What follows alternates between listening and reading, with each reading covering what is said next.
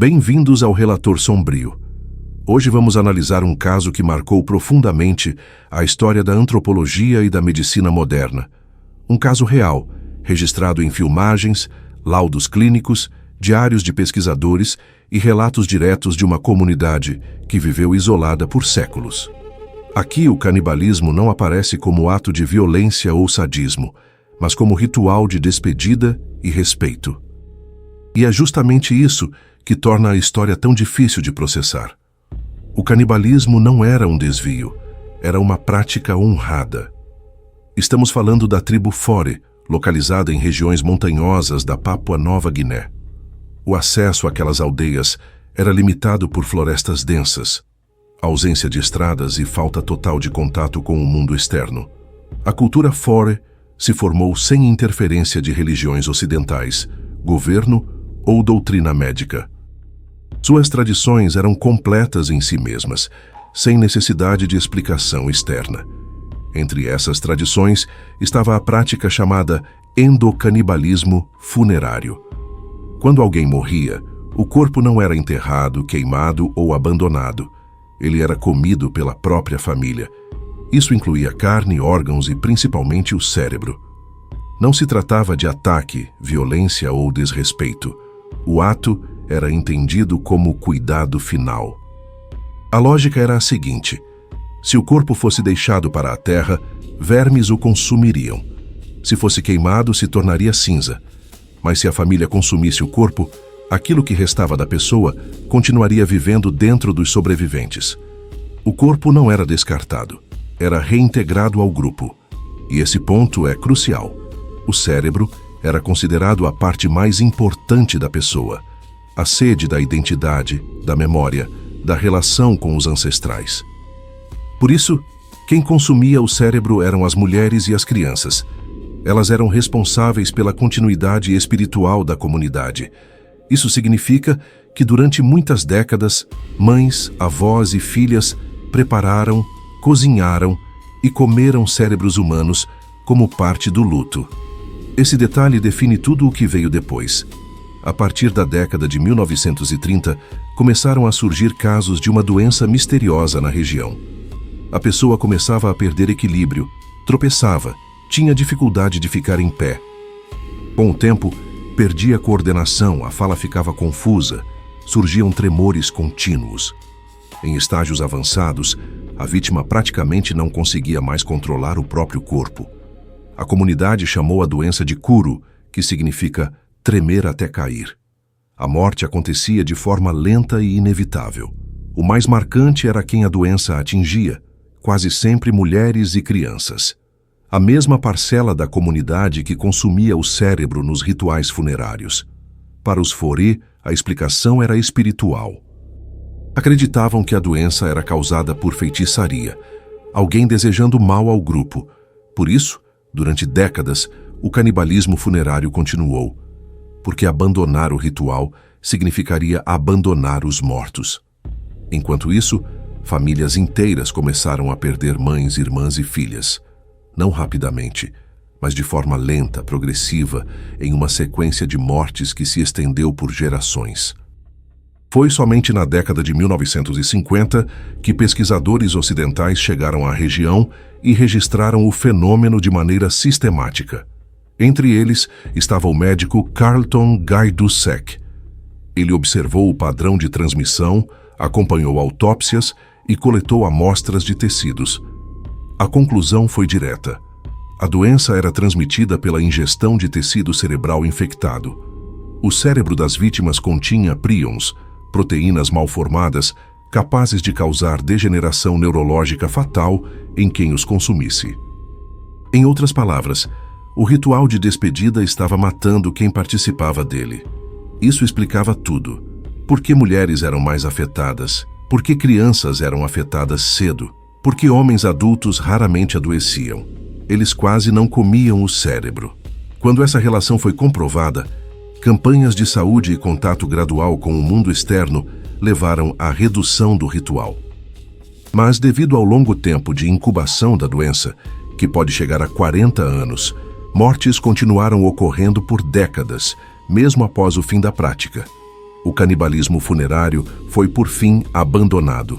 A doença desapareceu, mas o acontecimento permaneceu como registro de impacto histórico e científico e como um dos casos mais marcantes e perturbadores envolvendo canibalismo real, ritualizado e sustentado culturalmente.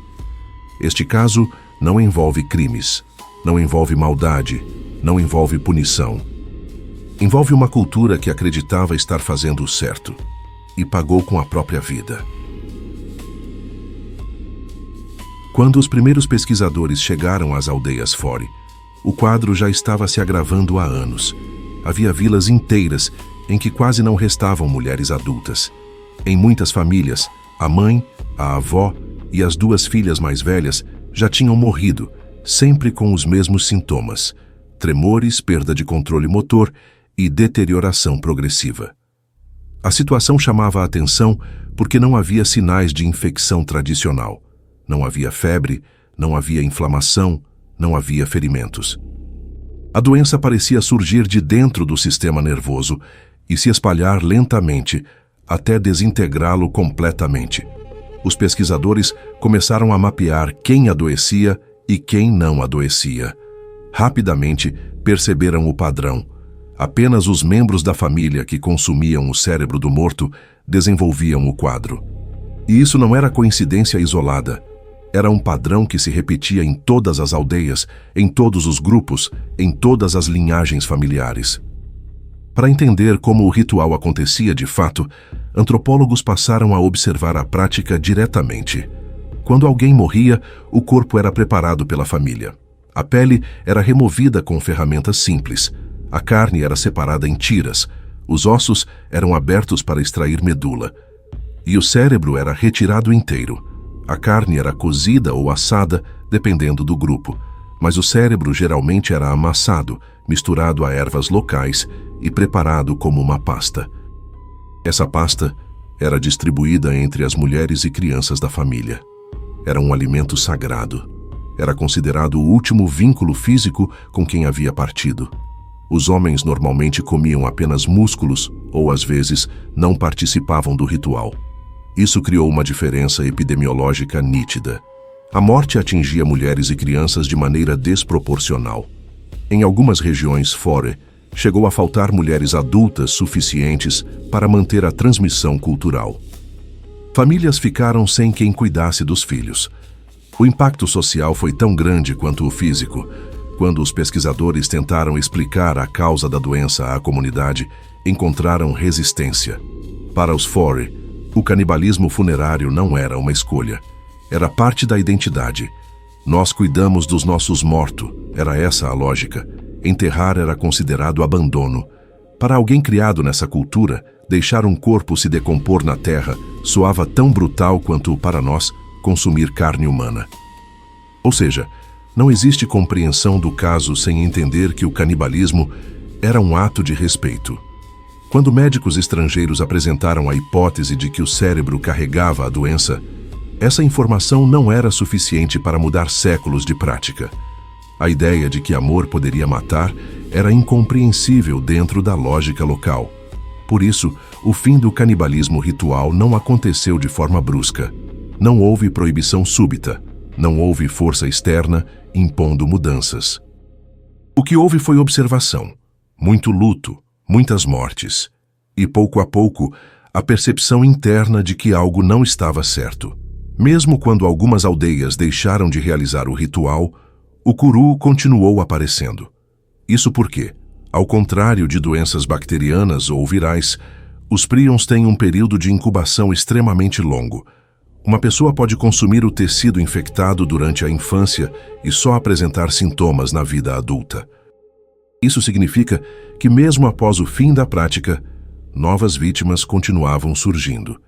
Para a comunidade, isso parecia confirmação da teoria da feitiçaria. Mas, na verdade, era apenas o atraso do processo biológico. Durante as autópsias observadas pelos pesquisadores, o cérebro das vítimas apresentava textura esponjosa, com pequenos buracos microscópicos. Essa deterioração é típica de doenças causadas por prions. Comparações posteriores revelaram a semelhança com a encefalopatia espongiforme bovina, conhecida popularmente como doença da vaca louca. A relação só seria totalmente compreendida anos depois, mas o caso Fore foi fundamental para estabelecer essa linha de estudo. No auge da epidemia, estimou-se que cerca de 2% da população Fore morria de curu todos os anos. Isso é uma taxa extremamente alta. Em algumas aldeias, quase não restaram mulheres acima de 30 anos. As crianças cresciam sem mães, sendo criadas por grupos comunitários improvisados. A estrutura social inteira começou a mudar, porque o papel das mulheres era central. Eram elas que preparavam alimentos, cuidavam dos enfermos, mantinham a vida cotidiana. Sem elas, a cultura ficou ameaçada. Esse impacto é importante porque revela que o curu não foi apenas uma doença. Foi uma força que reconfigurou a base de uma sociedade.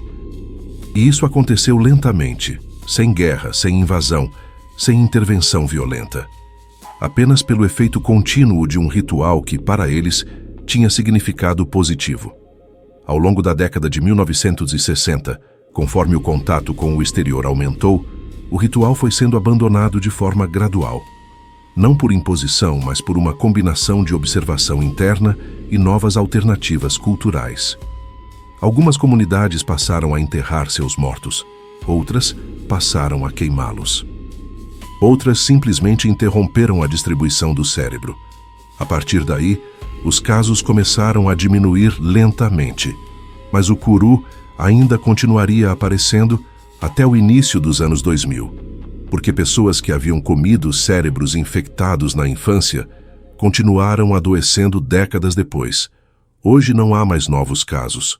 O canibalismo funerário não é mais praticado, mas a memória permanece. O caso da tribo Fore é um dos exemplos mais claros de como práticas culturais podem produzir resultados inesperados quando entram em contato com fatores biológicos invisíveis. Não houve culpados, não houve agressão, não houve intenção. Houve apenas uma crença profunda e uma consequência que ninguém poderia prever. O elemento central, a alteração gradual do ritual, não eliminou imediatamente a doença. Isso aconteceu porque o curu não se comporta como infecções comuns. Ele não depende de contato físico, fluidos corporais ou transmissão por ar. O agente responsável era o prion, uma proteína anormal capaz de induzir outras proteínas a se deformarem. Esse processo é lento, silencioso e inevitável. A pessoa pode viver 10, 20 ou até 40 anos antes de apresentar sintomas. Dessa forma, mesmo quando o canibalismo funerário já estava em declínio, o curu ainda continuava se manifestando. Durante esse período, pesquisadores continuaram registrando a situação em campo. Algumas equipes filmaram a rotina das aldeias, os sintomas da doença e as práticas ainda existentes. Essas imagens se tornaram parte do arquivo antropológico mundial, embora raramente exibidas ao grande público. O que aparece nessas gravações não é sensacionalismo, é documentação. Nelas vemos famílias cuidando de pessoas que já não conseguem ficar de pé, mas ainda estão conscientes. Vemos crianças tremendo enquanto tentam caminhar. Vemos mulheres que se esforçam para alimentar parentes que já não conseguem engolir sozinhos. Não há desespero explícito nem caos. Há aceitação. A morte ali é tratada como processo. Isso não significa falta de sofrimento. Significa que o sofrimento não era exibido. Durante as entrevistas, membros da comunidade explicavam o ritual com tranquilidade. Não havia percepção de que era algo extraordinário. Para eles, o ato de comer o cérebro de alguém que morreu era equivalente, para nós, ao ato de velar o corpo. Era a forma cultural de lidar com o fim. A diferença estava no resultado biológico. Quando pesquisadores apresentaram a conclusão científica de que o cérebro estava transmitindo a doença, a reação não foi imediata. Alguns membros da comunidade passaram a evitar o ritual. Outros continuavam seguindo a tradição por respeito aos mortos. Para essas pessoas, era preferível arriscar a própria vida do que deixar de cumprir um dever espiritual. Esse ponto é central para entender a complexidade do caso. O ritual não era apenas uma prática alimentar, era uma obrigação de luto. Abandoná-lo não era uma mudança simples, era uma mudança estrutural. Era alterar a relação do grupo com a morte. Com o tempo, conforme o contato com missões religiosas, agentes coloniais e profissionais de saúde aumentou, o canibalismo funerário foi sendo substituído por outros métodos. Não houve quebra brusca. Não houve imposição militar ou religiosa imediata. Houve, principalmente, desgaste emocional interno. As famílias estavam cansadas de perder filhas, irmãs e esposas. Quando a taxa de mortalidade começou a cair, já era tarde para muitas aldeias. Em algumas regiões, havia escassez de mulheres adultas. Isso modificou a estrutura familiar, a divisão de trabalho e a dinâmica comunitária. Homens passaram a assumir tarefas antes feitas exclusivamente por mulheres.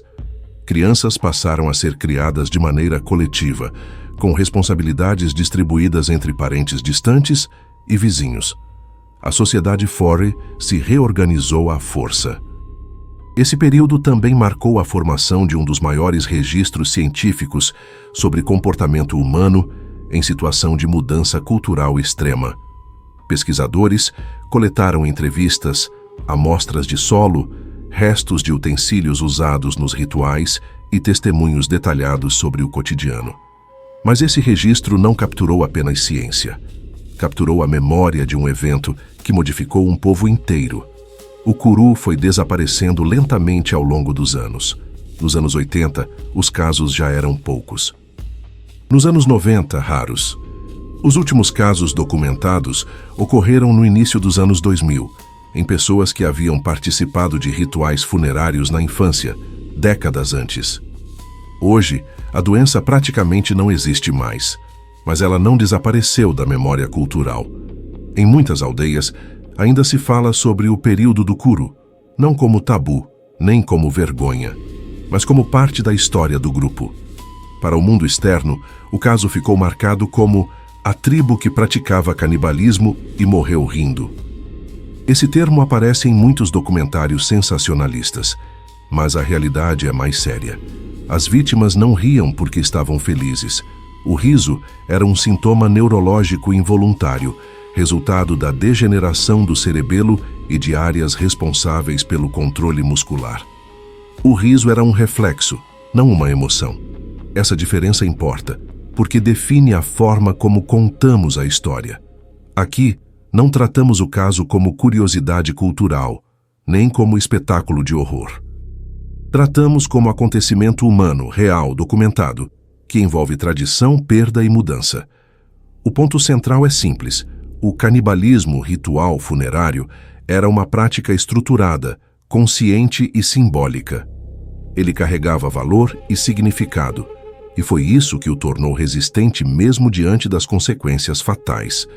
Ao mesmo tempo, o desaparecimento gradual do ritual mostra que culturas mudam, não porque são pressionadas de fora, mas porque observam seus próprios resultados e reagem a eles.